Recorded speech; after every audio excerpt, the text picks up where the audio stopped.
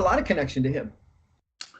Yeah, so my third son is named Will, and he baptized my first, and I inflict a lot of Williman on poor, unsuspecting Canadian students up here. So, yeah, he's an amazing guy. So I turned up at Duke in 1996 and kind of made it a point to follow him around. And yeah, he's there's that weird arc, and you don't always go to every step on the arc from kind of a teacher to mentor to friend. And I'm grateful that happened with him. Often, one or the other of those steps blows up, and you get Yeah. off the arc altogether. Yeah. And there's a little bit of mystery in all of that. Like, you can't make yourself befriend somebody or like somebody or love somebody, and so some of that is kind of divine whimsy. And I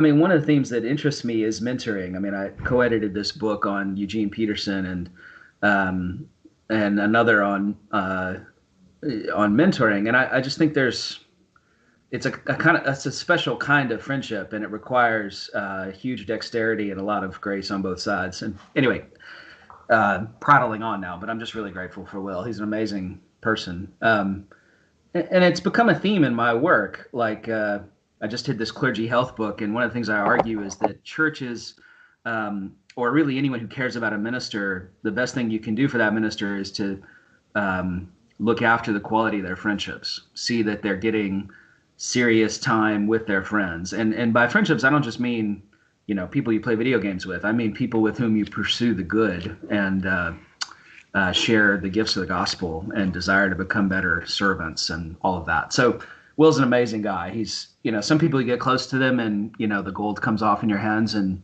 some people just get better. And he just keeps getting better. Yeah, that's a good way to say that. That's a good way to say that. One of the guys I talked to last, his name is John Borman, Air National Guard chaplain. I spoke with him for a little bit, and one of the things that he wanted to talk about was pastoral loneliness, which ties into exactly what you're talking about. Yeah. And I've experienced that in ministry, and I've watched a lot of other guys experience that in ministry, and Right.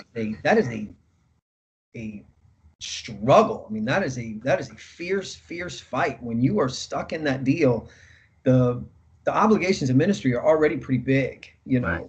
and Right. we don't have a place to channel off and take the collar off and be a normal guy or gal. Yeah. Tough, Yeah. real tough deal. Well, and yeah. So I've pastored in rural settings and in urban settings and suburban settings. And one thing I've never really had is kind of enforced loneliness where you really can't connect with anybody in your area. So even in rural places, I could find people that I could spend time with and be myself with. But I'm aware there'd be plenty of places one could be called by God to do ministry where you work really hard at it and you don't find those people. In another way, these technologies make it easier than ever to maintain a semblance of older friendships. So, in that way, we're slightly without excuse, right? Yeah. Um, I do think I've learned a lot from Sarah Coakley, Anglican theologian, Cambridge, and she talks a lot about practices of silence and contemplation. So there's a way in which I think we have to choose a certain kind of solitude, I'd say, rather than loneliness, and move into that and become comfortable with that. But then we also have to choose practices around friendship. And often I find as pastors, we don't make time for either thing. But I don't want to say being solo or being alone is ipso facto a bad thing. I actually think it has to be a chosen thing for the sake of prayer. But kind of enforced solitude, where you're trying hard to be a friend and you're not having any success. I haven't actually experienced that, but I pray for those who do. I mean, that's how we torture people in prison, right? Is you put them in solitary confinement. I mean, it's a way of killing someone's soul.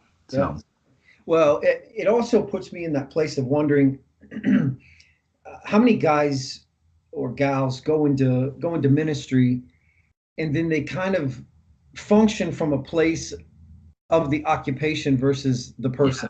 Sure. You know? Absolutely. Yeah. You see yourself as the answer man, or you see yourself as the healer, or the whatever title you, the preacher, the one who's the most pious, or Right. and sometimes functioning from that place, not sometimes functioning from that place in relationships just doesn't work. And I think there's a lot of people in there who I think they find the pastoral loneliness, Yes. and they get to that place because they don't know how to take off the mask or the collar or the robe or any of that.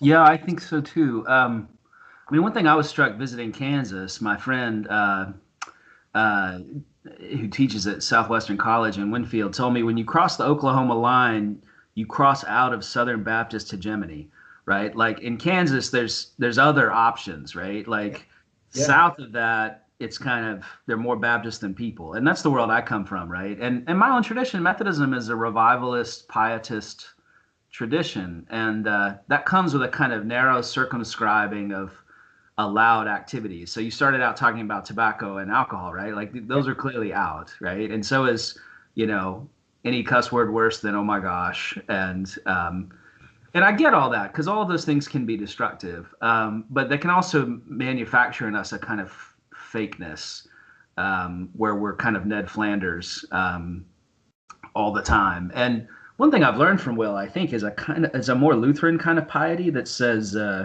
if anything, I'm kind of the worst sinner in the room, and I'm not going to pretend to be other than that. I'm a little suspicious of that because our age really values something called authenticity, which I don't believe in. Right. Lutheran piety was mediated to me by hundreds of years of tradition. So let's be clear about that. But at its best, there's a kind of there's no pretense to be anything other than a sinner because Christ only saves sinners, right? And that also allows you to look somebody else in the eye, not with judgment, but with humanity, and not to say I'm better than you because I'm more religious than you, whether to a parishioner or to an outsider, but rather like, look, Jesus has the worst problems with religious people. So like I'm in more danger than you, right? Yes. The guy who sells burger and beer to me and burgers to my kids so we can watch sports here in Canada, figured out we were from a church, and he said, you guys must not like me. Like I gamble and drink and cuss. And I was like, oh, dude, man, Jesus loves you. Like who he's got problems with is me, religious leaders. Like Right. all he does is yell at us all day long, right? But somehow we flipped that to where the church is like better than other people, and it's ridiculous. Yeah. When you say you don't believe in authenticity, Yeah.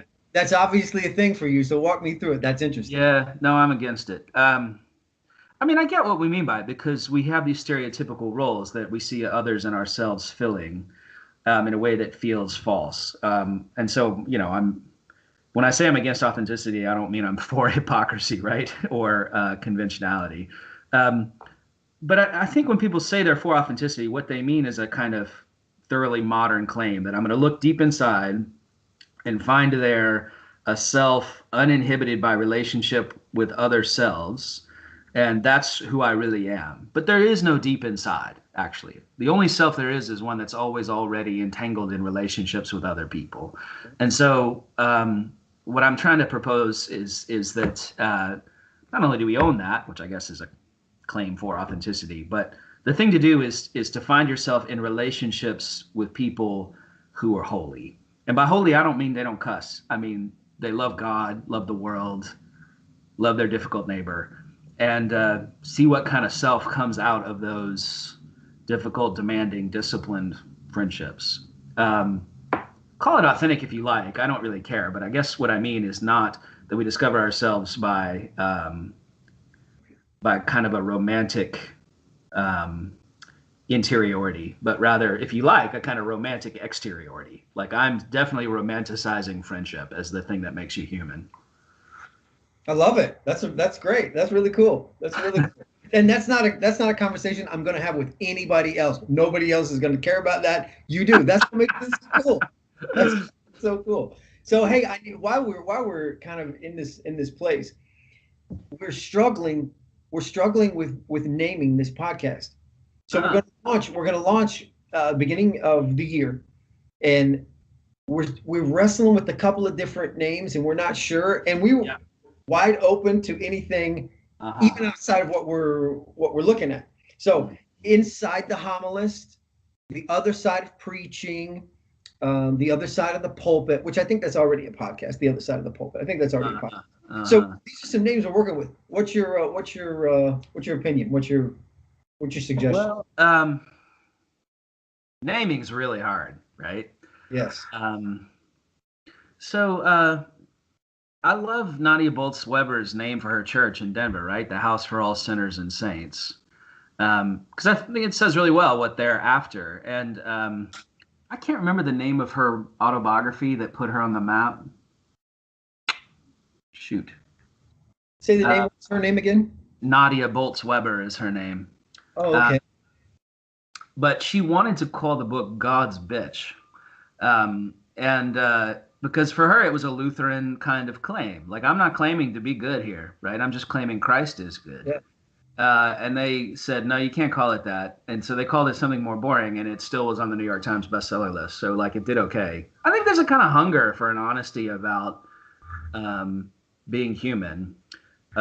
Because our faith is incarnational, right? I mean, we claim that God becomes the most human one and calls people like us who abandon and deny and betray friends.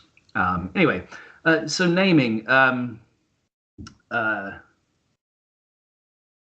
don't know. I mean, I really like the Graham Greene image of the whiskey priest, right? I mean, so in The Power and the Glory, there's nothing but there's no pretension whatsoever. All this priest in Mexico is corrupt and self-serving. And then he dies. It's like, let us not pretend anything has gone well in this person's ministry. Right.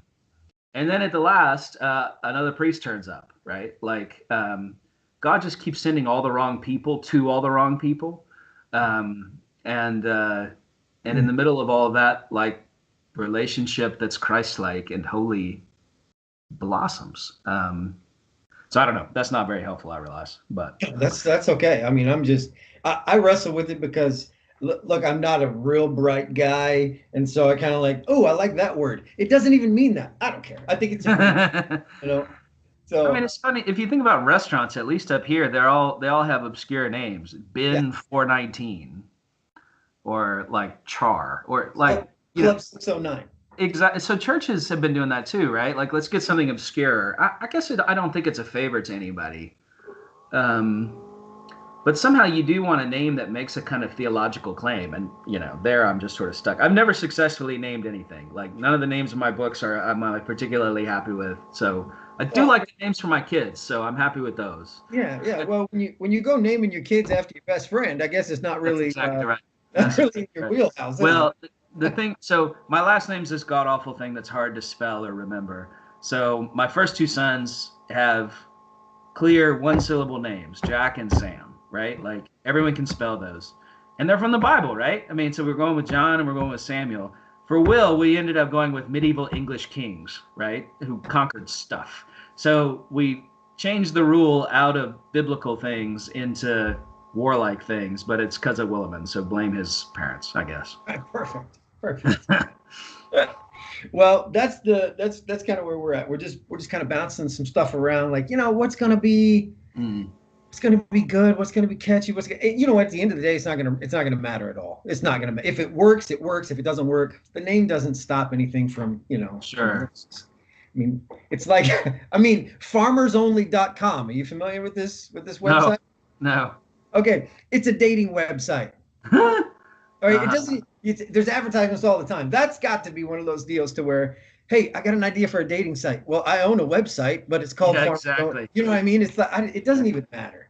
Which I'm not on Farmers Only. I'm just, Right. Not that you know anything about that. No, I don't know anything about it. I just saw it on television. That's it. So, yeah. I'll think about the naming thing. I mean, there's a way in which, like, churches naming themselves for whatever saint has been used less frequently. Like, there are all these Anglican churches named for saints we don't know anything about. Saint Bartholomew and like Saint Matthias and like whatever. They were just next on the list. So there was a weird way that I like sort of studied non-creativity in naming, but I'm not sure how that works with podcasts. So. Well, it's interesting, with churches, at least here, it's always something. It's uh, the gathering, right? That's one. Yeah. The Journey Church, the Right. Verge, Elevation. Right. Yeah. Um, Yeah. we There have. are these climbing metaphors, right? You're right. Yeah, it's always has something to do with like some sort of venture we're going on. Right. It Uh, doesn't really work in Kansas. yeah, no, not real, So no what? real, no real I like elevation. geography. I mean, Methodists often name stuff for like local geography, trees and stuff. I Yeah, don't know what would be appropriate to Kansas. I don't know. I mean, it I seems don't- like everything's named prairie out there, right? yeah, everything, high plains, Yeah. prairie, that kind of Yeah. stuff. Yeah. Yeah.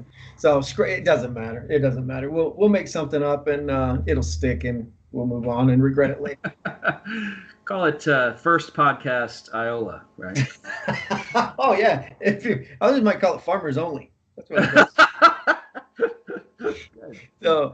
So hey, listen, and I when I emailed you and then when we chatted on the phone, I told you that I love the book. Thank you very much. It's such a cool one. 8 Virtues of Rapidly Growing Churches. Thanks. And who did you co-write this with? So Matt Miofsky, who pastors a place called The Gathering in St. Louis, not too terribly far from you. So Matt and I were speaking opposite each other at a conference, and we found ourselves over drinks saying, most of the mythology about fast-growing churches is wrong.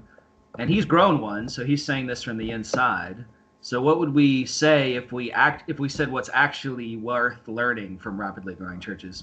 And my fear about the book is I don't want to make it sound like a formula, like if you do these things, you'll grow a fast church. That's a perfect way to despair. But rather, there are some. I mean, in Methodism, we got like 5 or 10.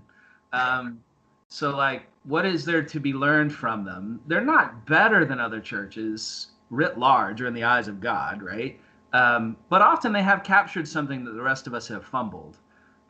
In Methodism, we're really well positioned for the church in like 1830, right? Like, so we got all these little churches in these communities that were kind of still running on the fumes of the Second Great Awakening, right?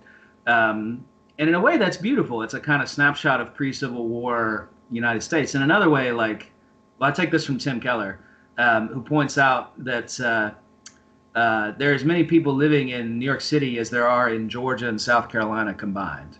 So he asks, does your denomination have more churches in New York City or in Georgia and South Carolina? We got thousands of churches in Georgia and South Carolina, right? Our whole world is becoming more urbanized at a frightening pace with both glory and carnage there. And so that's where church needs to be in ministry. Now, we will still have churches in places like Iola that need to do excellent ministry. We should never abandon that. I wrote a book on the small church. I believe in rural churches. Methodism is a movement that grows big by getting small. We never do it without small groups, without face-to-face Christianity where we watch each other's kids, right? So churches that do large well are committed to that. It's not just a big show for thousands of people, right? Like you can do that at the Canucks game here in Vancouver. It's a collection of lots of small groups. That's just one of the chapters in the book. So thanks for reading the book, and I'm delighted if it's ever helpful. It just so you know, it didn't at all come off like a formula, not at all. In fact, I think I may have mentioned this. I'm very cynical. In my review, I said this. I'm a very cynical individual, especially when it comes to the flash in the pan. Right. Every looks at you need these 7 steps right here. And all you have to do. A church, and you can overtake the next Walmart building that comes available. Right. Anyone who's ever failed at a diet knows all that's nonsense. Exactly. And when I see those, a part of me just. I get pretty discouraged because I think, you're setting somebody up, because your circumstances and your location with your skill set and those people from that culture, and somehow that's all translatable to this. And I didn't find that. I didn't find that when I read you guys' book. What I found was, look, this is just a report, like a journalistic report. We pulled some stuff together and said, here's what people are doing. And for me, it was such a humble approach. I could embrace the book so much easier than coming at it like, I'm going to get this bastard. I'm going to go what's wrong with them, you know? That's And great. so, Thank you, yes, sir. it was really good. It was really good. I say was good. I'm enjoying it. I'm not done yet, but I'm good. I'm Yeah, enjoying it. you're the last chapter could spoil the whole thing, right? No, I Uh, don't. I doubt it. I doubt it. It's been so really I don't tell this story in the book, but the church I came out of to go into ministry was a Methodist church in a college town, Davidson, North Carolina, and it grew from a few hundred people to 3,000 or 4,000 really fast. wow. And and you know, the right answer to that, as Andy Crouch says, is when you hear a story like that, you ask, huh, when did they put the interstate in? Right? Uh, Like you don't grow without people. Um, but the truth is, plenty of churches fumbled that opportunity. So plenty of churches during that huge growth north of Charlotte didn't grow at all, or shrank, or only grew kind of by accident, right? And it's not that Davidson had the best plan for growth. In some ways, there was serendipity. They had a great pastor. He talks about it in terms of luck. I mean, it's not very providential, right? But for him, he met the right people, and those people invited their friends, and their friends invited their friends, and the church managed to not screw it up too badly. Like it's not, you know. So there are things to be learned there, but for me, the church is always local. It's always particular. We have a God who gets born in a place and relates to people whose names we know, right? We have a God who delights in the particular and the topographical. So one thing I loved about that book was the chance to go to Sioux Falls, South Dakota. I mean, I've never been to Sioux Falls, South Dakota, and get a sense of, oh, here's what it's like here. Here's who's moving here. Here's what they struggle with. And here's why this church in a town full of mainline churches that has fumbled this opportunity. Here's why this one church plant in Methodism has done really well here, right? And every church also is like every human being. We're full of glory and pain, and it's not that any of these churches are above that, right? I mean, Christ only saves through mercy ever. Yeah, that's a good point. That's a good point. There's a sense in a lot of church growth books that these things can be overlapped on any certain place. That's Where, right. Place doesn't matter. I mean, I'm Yeah, it telling you, makes me crazy. I've lived in several different places, and the place I live now, we live in a community of about 5,000 people, Yeah, and you wouldn't even believe this, but the arts are so big here. You that's know, beautiful. I mean, Oh, that's so we good. have community theater, we have children's theater, we have two Oh, dance companies, we that's have so good. the Bullis Fine Arts Center. We don't build a building in Iola, Kansas, unless we can put a stage in it because someone's going to do something on it. You know, That's outstanding. and so I'm telling you what, for me, it was kind of cool because when I moved here, it's like, that idea that, I'm a blue guy and I look around and there's nobody on the planet that's anything like me. And then I Right. moved to this place and all of a sudden, like there's all these artists and I was like, they're all blue. Like these are my people, It was such an interesting thing, because in preaching, I'm not a good teacher. Building on principles, is a difficult thing for me, just because of the way my mind works. I mean, I don't stack blocks well, let alone principles. But there's so much more storytelling to the way Yes, I preach. And when I came to a place like this, that the football team, you can be a jock and you can be in debate and forensics. You that's know, so cool. you can What? be the quarterback and then you can Yeah. be in community theater. Like it's just where I grew up anyway. It wasn't like that. Yeah, you had to choose. You Absolutely. remind me, I did a feature that hasn't come out yet for Christian Century on these two Anglican churches in Winnipeg, Manitoba. And they have this amazing arts festival in Winnipeg. And what they found is artists in Winnipeg and artists in Iceland got along really well. And they realized, oh, it's because we're both islands. There's nothing in 1,000 miles in either direction. And so we had to learn how to make our own music, right? Mhm. Somebody wasn't going to come from somewhere else to entertain us. We had to pick up instruments. So your Wow. description of community theater strikes me as similar on the prairie, right? Like, hey, who's got a story? Like for real? Like no one's coming through town. And then you become a place that then has culture that exports it elsewhere. I just think it's so much better model than let's just binge Netflix again, right? Like that's cool occasionally. Right. Absolutely. Yeah. And that's such a cool thing. Now, I don't know if you know, I believe it's in Winfield. It's one of Yeah. the biggest bluegrass festivals. How about that? I didn't know that. You need to look that one up. I can't remember what it's called. One of the biggest bluegrass festivals takes place in Winfield, Kansas. How about that? That's wonderful. Come from all over, and it's very much what I think, like what you're saying, that Yeah, yeah. there's a thing that people do in this place, and it's got attention, and people have shown up, and it's just That's right. continued to grow. Yeah, it's really cool, really cool. So I mean, yeah, I come from the church I served most recently was in the Appalachian Mountains, and there are certain cultural practices in those mountains that preserve things from Scotland and Ireland better than anywhere else in North America, right? Because if you were crazy or in trouble enough to move to the Appalachian Mountains, like you were isolated, and so somebody had to entertain somebody else in your family, right? There's a reason entertainment happened on the porch. Um, so that, and then that becomes an incubator for gifts that are given back to the rest of the world. So Doc Watson and Merle Fest come out of a specific story, and my sense is that that's true of how culture works in general. It's there's a dominant story that says it's piped in from Manhattan or Los Angeles, but then there's a more interesting story that says no, if you pay attention and filter out certain kinds of loud noise, you'll see something quiet and beautiful growing right here. Look for that, and then contribute to that, right? yeah, yeah. That's good. That's real good. Mm.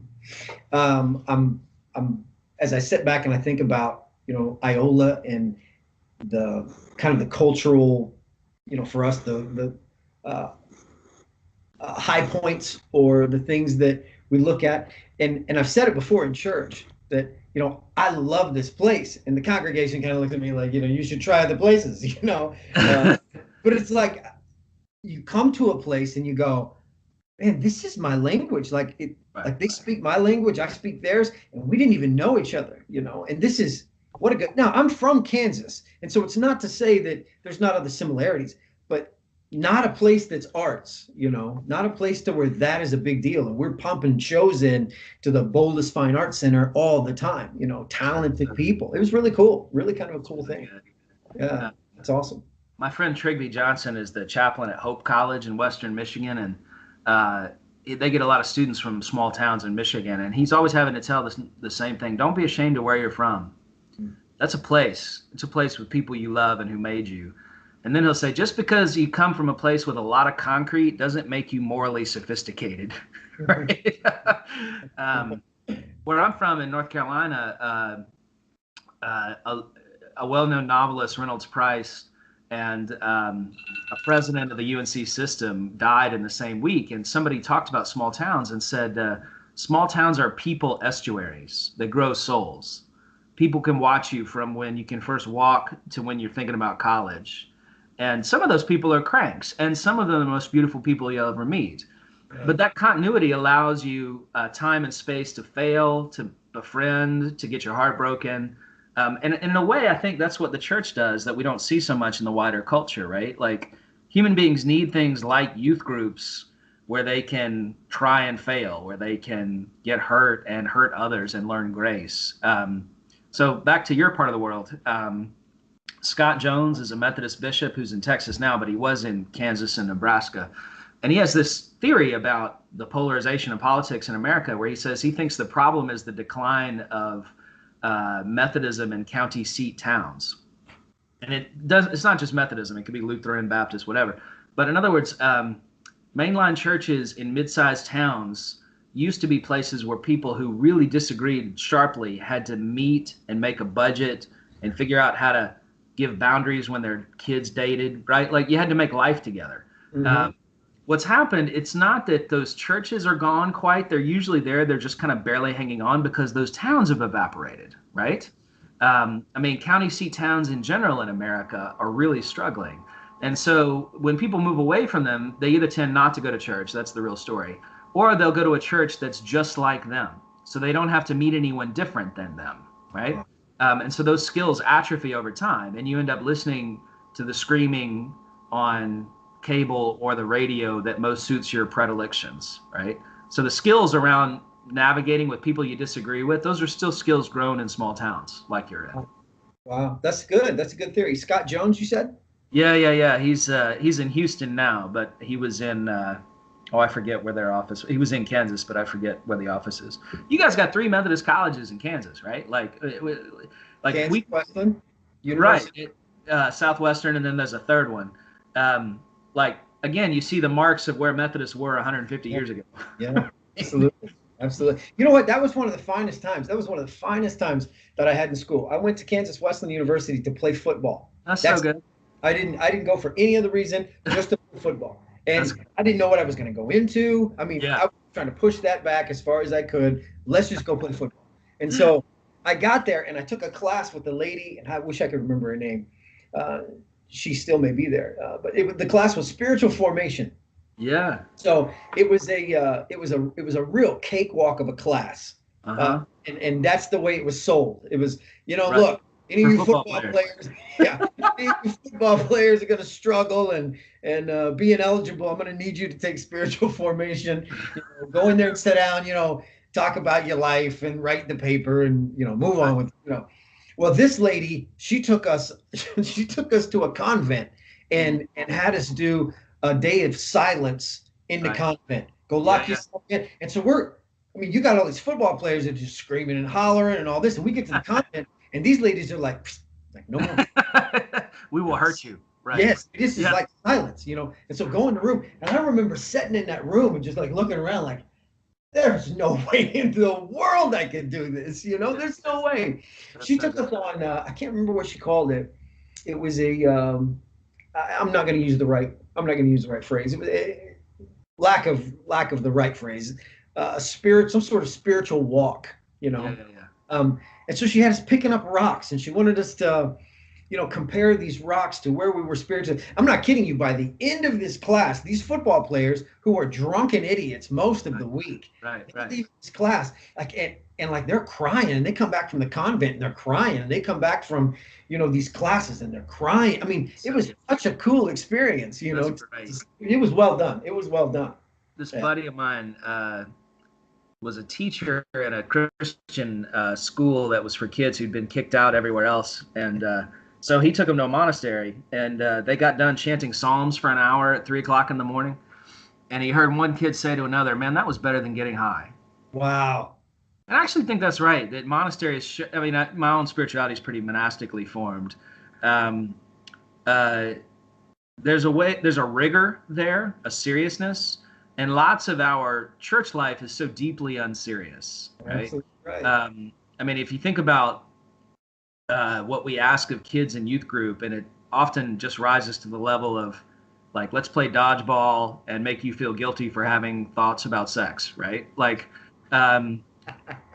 But there's no reason somebody who's already reading the Diary of Anne Frank in school couldn't read Bonhoeffer and wonder, how could we have a church that's interesting enough that the police want to show up and shut you down? And that's one thing monks have kept alive is, a Catholic Church has its problems like all the rest of us. But in a Catholic setting or an Orthodox setting or an Anglican setting where they have monks and nuns, you can say, hey, somebody's taking this seriously enough that they're going to give up on money, sex, and power. And if you're the kind of person, like most of us, who that's all you care about, money, sex, and power, you think, oh, there are other people who think those corrupt so profoundly that we need to walk away from them. That's interesting. Yeah, that may be crazy, but it's good crazy. And in Protestantism, we need more good crazy. Yeah. The other side of the shift is even us in denominational churches tend to even look at the Catholic Church and say, man, that's even a little too weird for us, and that's problematic because I agree. I mean, I grew up in a Christian church, and it was a growing Christian church. Just to give you an idea on the kind of place it was, a very interesting place.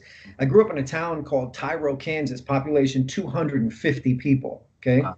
Yeah. So through our life, the church continued to grow. I lived right across the street from the church, and the church continued to grow. When I graduated college, the church was breaking 1,000 every Sunday in a town of 250 people. That's amazing. Yeah, it was a really neat. And here's the thing about it: is it was a I wouldn't say progressive, or what's the other word they always use when they talk contemporary, but like a contemporary. I mean, the music may have been a little more contemporary. It wasn't, the music was closer to the 1970s than it was, the 1870s. I mean, it was a little bit. Know we're Christians by our love. That's right, as the deer,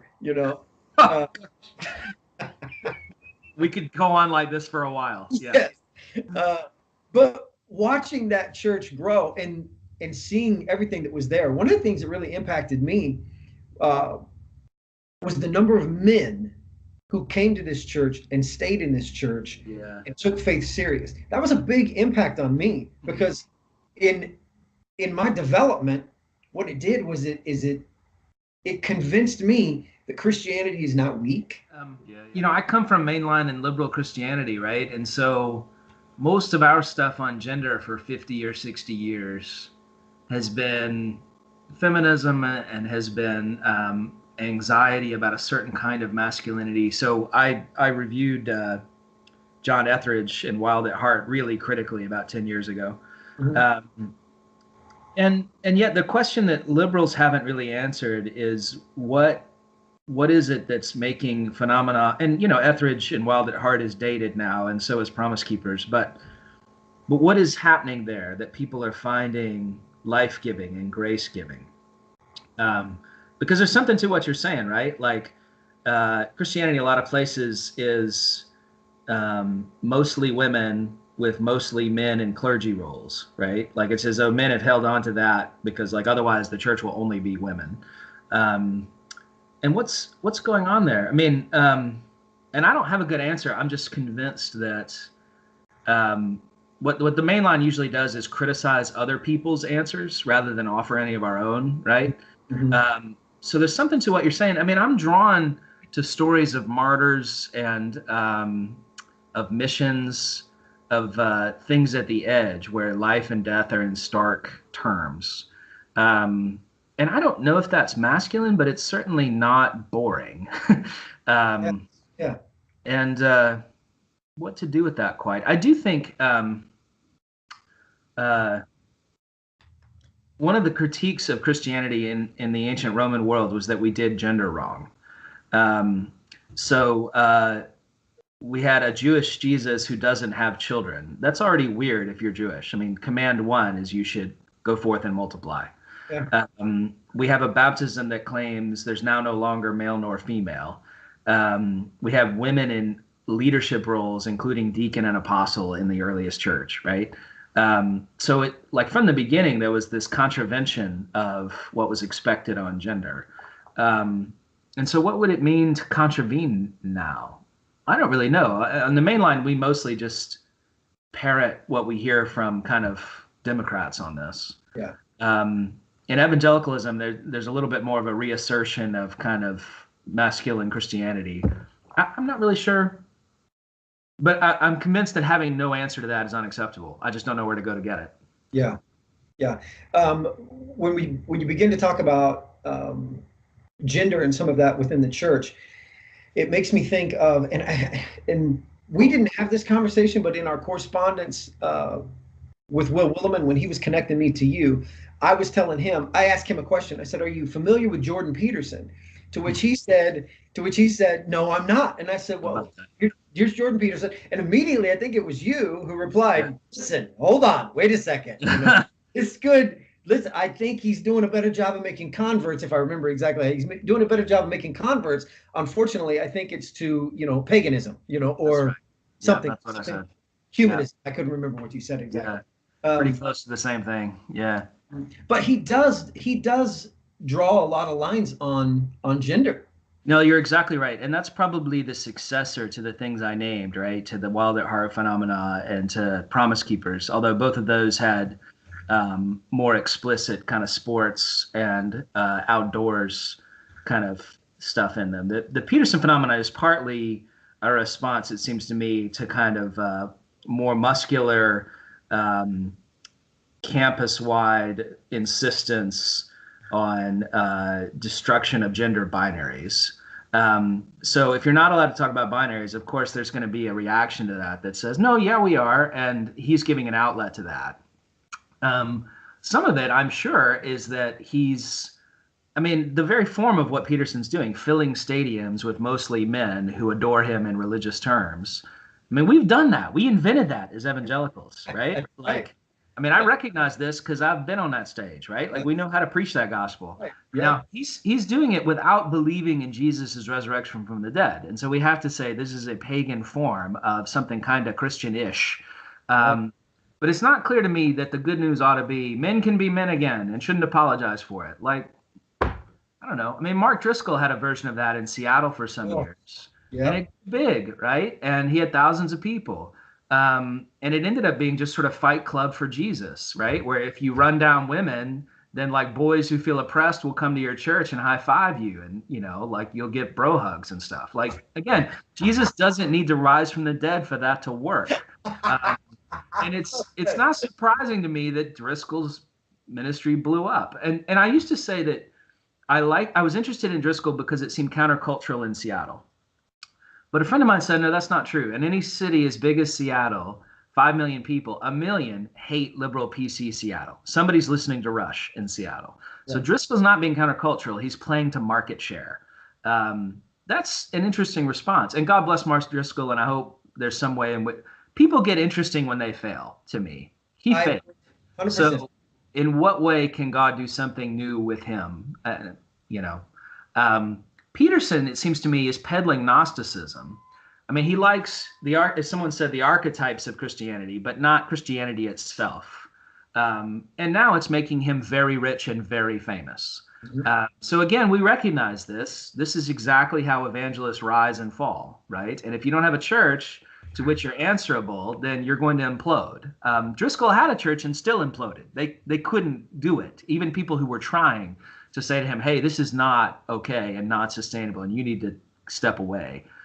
He just said, man, I got more people than you do. Shut up, right? And so the fact that it's Jordan Peterson, like here in Vancouver, they had him debate Sam Harris, the new atheist guy. Mm-hmm. I don't care about any of them, right? Like, I care about a Jewish Jesus risen from the dead, summoning a church from all nations. Neither of those jokers is talking about that. Right. Yeah. Super answer. Thank you, sir. Yeah. So here's the thing. I have this deep admiration for Jordan Peterson, and here's my reason why. Yes. And I pray for him because when I first stumbled upon the very first video, and here's what was so interesting to me. The way I kind of come across him was it was some very boring conversation, or it wasn't like the bandwagon came by and I was like, who is it? Oh, it's Jordan Peterson. Oh, I'm a fan. I got the t-shirt. It wasn't any of that. I stumbled upon something and I was like, that's an interesting thought. Yes. And what he was talking about was that at one point he was an atheist, and how that was still kind of close to him and he wasn't sure what to do with it.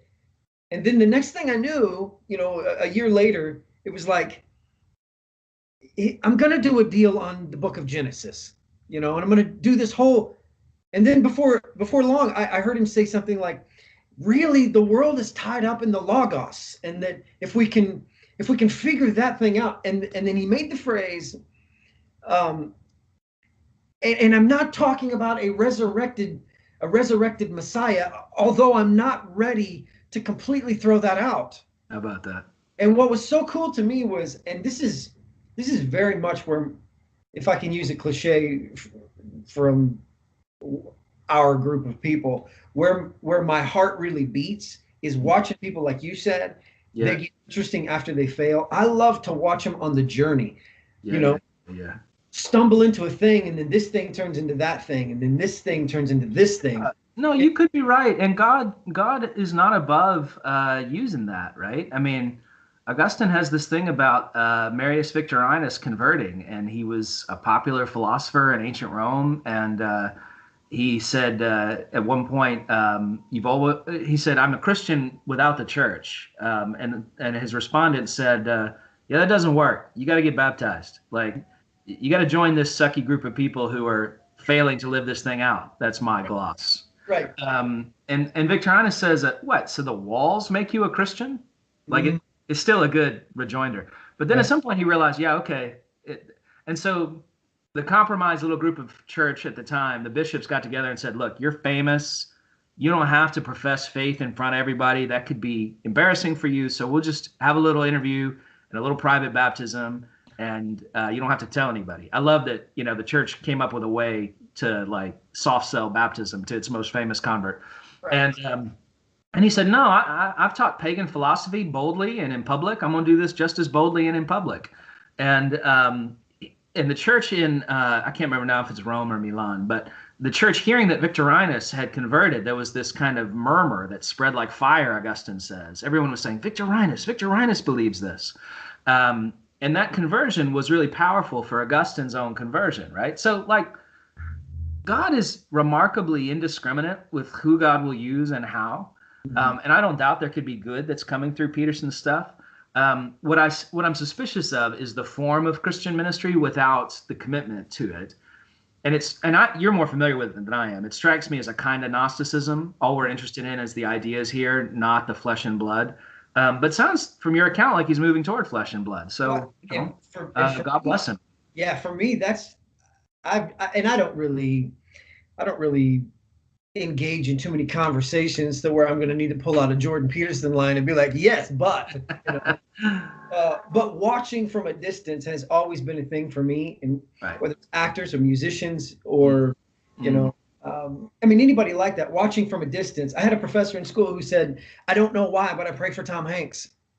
He said, so when Tom Hanks movie comes out, I watch it and I pray for Tom Hanks because there's something about him that God constantly lays him on my heart.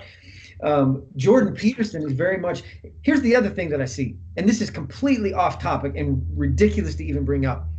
I will occasionally indulge in the Joe Rogan podcast. Occasionally. Don't judge me and don't turn off the dude, I don't even know who that is, I'm embarrassed to say. Good. Well, he's basically like the bros Oprah, all right? So yeah, he's I won't bash on him, but there are moments, he has these flashes of brilliance, you know, and he's a provocateur, poking, jabbing, he just insane. Right. You know when I like him the most is when he's interviewing Jordan Peterson. When he talks to Jordan Peterson, Joe sits still. He doesn't laugh and joke. He doesn't try to make fun. He doesn't try to provoke an answer, you know, something uncomfortable. He just sits and he listens, and you can see him kind of ingest this information. And so I do appreciate his outward impact, but the thing that I appreciate the most is always watching his journey. And it just seems, to me anyway, from the outside, that he's on this trajectory that he's right. I hope he meets the risen Lord. That's what I hope. No, that's really good. Thanks. I got somebody to go look up now. It's often the case among mainline liberals that by the time we notice somebody outside our world, like they're long since world famous. So I've tried to interest publications I write for into letting me write something about Peterson, and they're like, our readers don't care about him. Like, you're wrong, but whatever. Call me when you notice him, you know. Strange world. He blipped onto the screen in Canada here earlier than my friends in the U.S. were talking about him because of all the stuff at the U of T around gender pronouns and so on.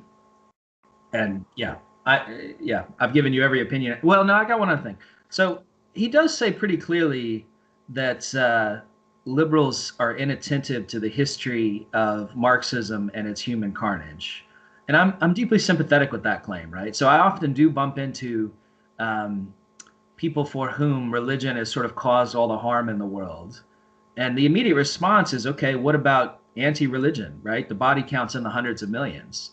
And there's often a kind of blank space there where it's as if they don't know what the Soviets did or the Chinese did. Mm-hmm. That was in the last century. You can meet survivors of those things, right? Like Hollywood has never finished making these sort of Holocaust movies, right? Like, for some reason we really like talking about the Nazis. I think it makes Americans feel good about like our moral universe. But somehow that hadn't,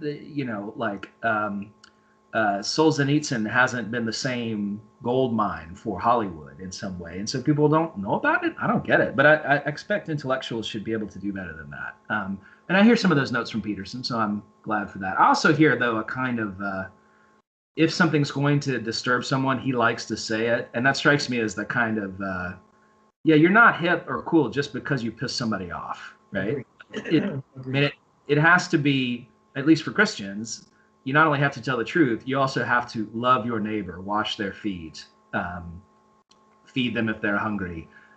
Now in Paul, that's so you can heap burning coals on their head. In Jesus, Right. It's so that you can die for them, right? So anyway. Yeah, excellent. Excellent. Well, he's been a guy that, I've kind of followed and just Cool. watched and I just enjoy his journey. Right. Not so much what he's doing and the people that are gaining something from it. Sure. I've had those people in my life. I mean, I have great mentors. I have great men, Christian men who are in my life. I don't need a Jordan Peterson, but man, I always think it's cool when somebody, I don't know that he even is aware that he's on this journey, but from the outside, in my own imagination, I guess, right. I watch like, I don't know if you know this, JP, but you're on your way. Like you're gonna meet him probably right outside of Damascus at some point. You Yes. probably got to tune in. So That's interesting. hey, let me throw a couple things at you. I'm Sure. curious. I want to talk about writing in a minute, but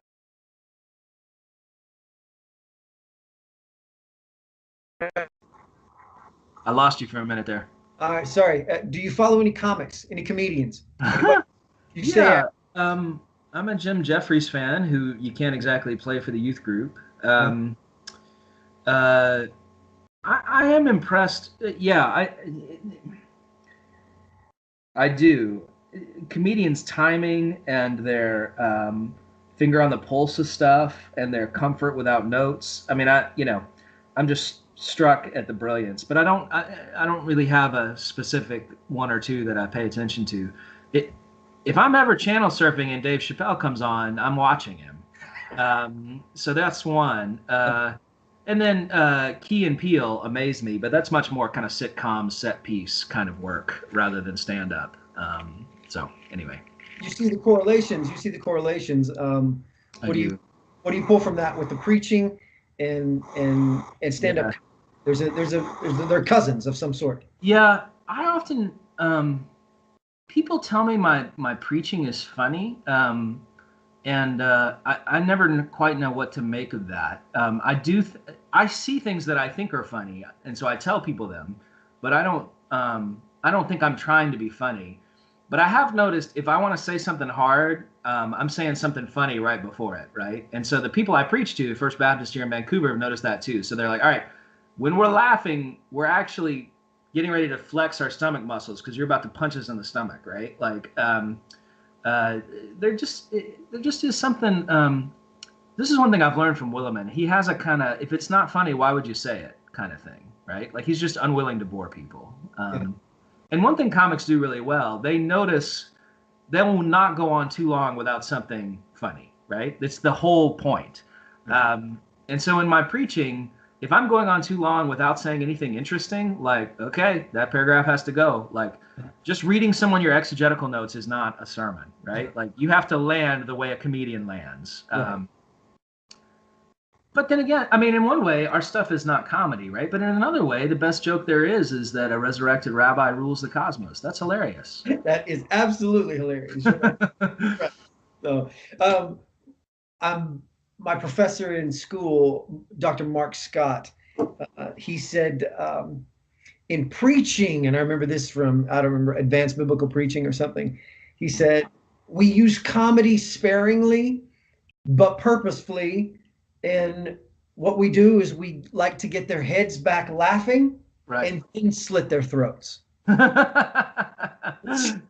is a little brutal sounding, honestly. Yeah, Game of Thrones sounding. Yes, but I do, and I don't know if that's original to him or he pulled that from somewhere else. But get their head back laughing and then slit their throat. And just as a preaching mechanic, That's I thought really that. Yeah, I thought that was a good line. Yeah. Now I'll never be able to unsee that image. Thanks very much. It's pretty coarse. So. I mean, but the Game of Thrones reference gets me to the limits of pop culture. I watched that for a while, and I finally thought, you know what? I already hate humanity enough. I'm not doing this anymore. I mean, the torture porn and all, like, so, I mean, there's a way in which I feel my own traditions pull toward holiness tugging back. Like, I don't really need to see that, Yeah. I can't get too far into that myself.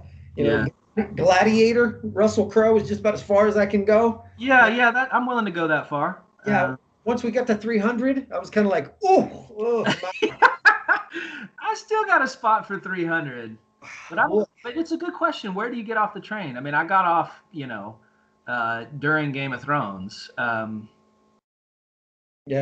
I probably was already boiling alive in 300. So yeah.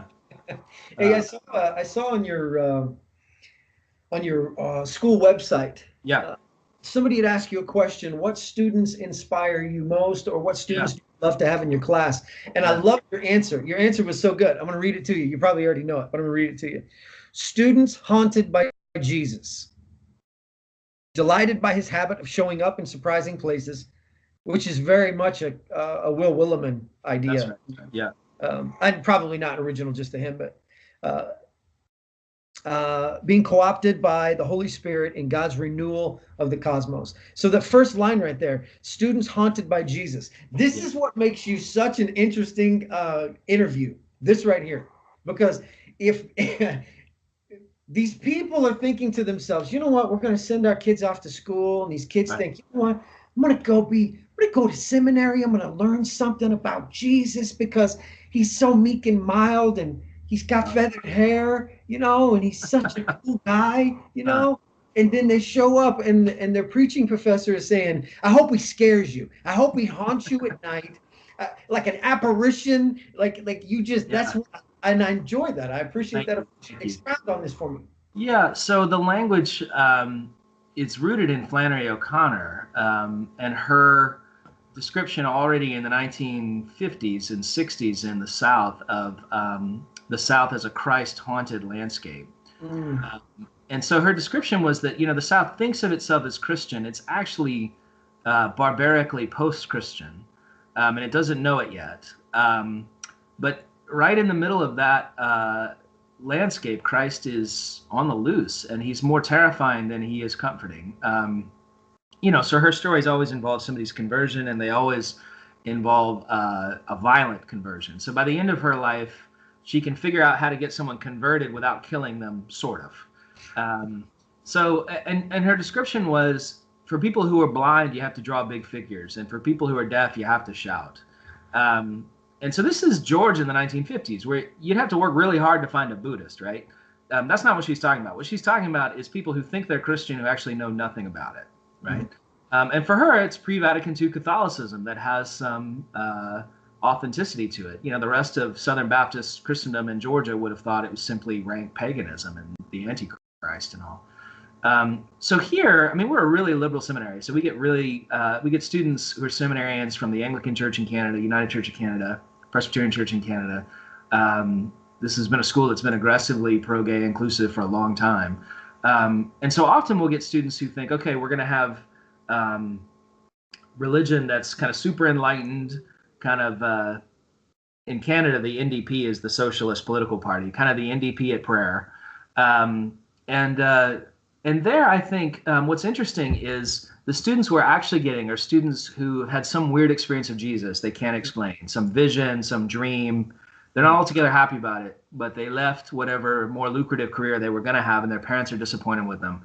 And they do it because they say, look, whatever happened to me, I need to understand it, and I want other people to have it happen because, man, it was weird. I find those students immensely hopeful. So we tend to get white Canadian students like that. And then we tend to get either Indigenous Canadians, that is First Nations people. America you'd still call them Indians, I suppose. That's almost a swear word here. And then people from Africa and Asia who come from much more evangelical backgrounds. If they had to do an exorcism, they would know how to do it, right? Yeah. And for them, kind of the tail end of post-Christendom, European-descended white Christianity that sets up seminaries like this has some interesting things to it, but really misunderstands their context, right? So a student from Indonesia who's good in English, who's a Pentecostal, who's open to studying with gay and lesbian colleagues, what are we going to give them that's actually going to help them do ministry in their own setting? And look, the answer for me is always Jesus. So I'm often telling white liberal churches, you say you want diversity, but all you've done is gotten whiter and older. So if you actually want diversity, talk about Jesus. If you want more white liberals, talk about diversity.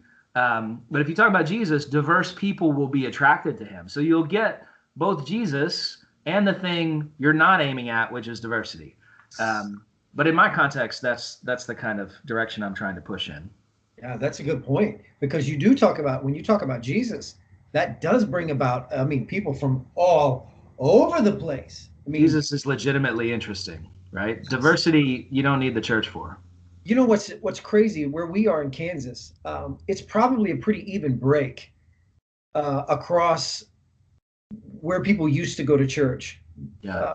Southern Baptist seems to be one. Mormon. Oh, interesting. Sure, you're far enough west there. Yeah. And Catholic. Yeah. Right. We have the occasional Pentecostal or two, but they can pretty much spot their own. And so when they spot their own, they tend to go find that group, right, and hook in with them. But on occasion that happens. But that's the majority of, I would say, maybe not the majority, but it's pretty even cut. Yeah. Across that. Mormon, Catholic, Southern Baptist, maybe the occasional, Methodist, Presbyterian occasionally, but not very often. And even age-wise, it's interesting where we are, that we have 70, 80-year-old people, and we have a boatload of young families. And the thing that, probably the only thing we do, and I don't even know that we do it well, but the only thing we do is we spend a lot of time talking about Jesus. I mean, just that we just spend a lot, and it does bring about diversity. That's a good point. And and what you said, if you want to get more, what you say, Democrats or liberals. Yeah, if you want more white liberals, talk about diversity. Yeah. I mean, it's me trying to gig my own crowd, right? But I just think if you actually talk about Jesus, you not only never run out of material, he's endlessly troubling. So if you notice people using Christianity for political gain in the U.S. at the moment, Jesus is not a frequent topic. He doesn't help, right? Like, it's really hard. The more you talk about Jesus, the harder it is to use him for some end you already have.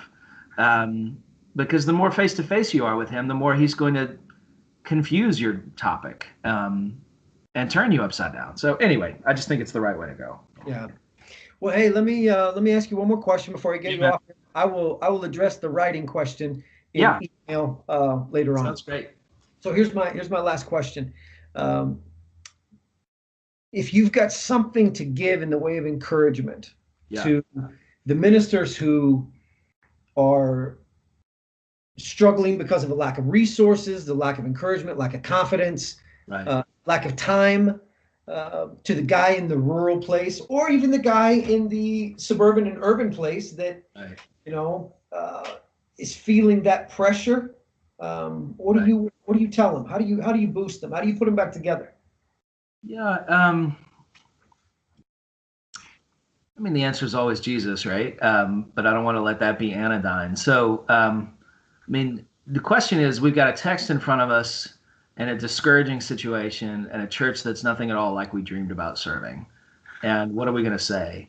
And the truth is, Jesus always comes to us through that text, through that discouraging congregation, through the enemy who's making your life miserable. There's not a deus ex machina. There's not a Gnostic secret end around. There's only this life that we're called to. And this is one of the dangers, I think, of a book like mine on the 8 Virtues of Rapidly Growing Churches. I think we go into ministry like this because we think we're going to hit the jackpot. But again, in Methodism, we had like 5 that we could find that we could talk. I mean, we had 10 maybe, but most of us are going to serve ordinary places. God got born in an ordinary place. God has this relentless love for the peculiar and particular and odd. That's why God calls a people as strange as the Jews, right? So Eugene Peterson here in this city was the one who said for years that giant churches are prostituting themselves to consumerism, and that the local and the particular are the only place where Christ reigns. I think that's a little too strong. I mean, we can also prostitute ourselves in the local and the particular, and God can use something large. But I think the other thing with the discouraged person is to look for weird friendships. That is, not those that sort of normally come down the pike, but to somebody who nobody else in a Christian community in your town would befriend. And talk to them about things that matter. So not just sports and the weather, but Barbara Brown Taylor, great preacher in mainline liberalism, likes to ask people, what's saving your life right now? I mean, if you can get someone to talk with you about something non-superficial that's saving your life, you'll learn from them. Yeah. So there's a woman here in BC who I went to high school with, of all strange things, and we met up again here. She's not a Christian. She's sort of spiritual but not religious. She's a physician. And every time we talk, I learn something, because in the church, there's this undertow where you only end up relating to other church people like you. But actually, God has this big, wild, raucous world. So when you find somebody with whom you connect that's far outside the normal channels of church, like, have your ears wide open for God and for things that'll sustain your soul. So I keep quoting this non-religious, sort of spiritual but not religious physician in sermons that I've been preaching, because she's teaching me a lot. She kind of got me out of my normal track, you know? Yeah. Good friendships for pastors often come from clergy from other denominations, because you're not competing with them, or from kind of weird religious people in town who are willing to be friends with you, or from like professionals in other fields, right? So, I mean, ministers often talk about how miserable we are. I don't know, is your vet not miserable, right? Like your banker, the grocery store manager, I mean, they work long hours too, right? Like sure. They're disappointed with how their lives turned out. Like, take them for lunch and ask them about that. Perfect. So, I mean, one thing journalism does, like this podcast, is it does give you an excuse to ask people nosy questions. Yeah. Pastoring does that too. I mean, actually, people will like tell you stuff they wouldn't tell other people because, I don't know, culturally, they still think it's okay in some weird way. So, like, ask the anesthesiologist at your local hospital what their life is like, right? It's not easy. And then make sure you ask the person who's emptying the garbage in those rooms, because she knows stuff no one else in the building knows. Yeah. So I think there's a kind of curiosity about life that is also close kin to writing well, that I encourage for pastors. The church by itself will cannibalize your whole time, right? They're jealous for all of you. And in a way that's flattering, because they love you and they want more of you. But you've actually got to kind of go out of your way to know your whole town in all its intricacy, in all its oddball wonder, so that you can then say something back to your church that your community wants and needs and knows and the church doesn't, right? So there's a weird way that sustaining your own soul and doing good ministry are related to one another. So I get nervous about talk of sort of how do you unplug, how do you take the collar off? Like, actually, you're always a minister, but do it in a weird way. Like, meeting with the weird artist in your town is ministry. It's not time off. I mean, you're on the hunt for Jesus, who's on the hunt for both you and the weird artist, the church that's constantly disobeying him. So I don't know. There's a grab bag of thoughts. Perfect. I thank you so much for doing this. Hey, this is fun. Would you be willing to sit down and do it again sometime? Let's do it. I'd be delighted. This has been great fun to talk. Yeah, Mr. Byassee, I appreciate you so much. Thanks for what you're doing, where you are, and I'll get a hold of you soon. I want to talk to you about. So, but the next time I talk to you, I need to have read Jordan Peterson to have something smarter to say. So I'll do it. No. Your thing on Jordan Peterson is perfect. That's all. That is perfect. Who needs to read somebody before we have an opinion? Who cares about JP? So, hey, bless you and your ministry, man. Take care. Appreciate you. I'll talk to you soon. Thank you. Bye-bye.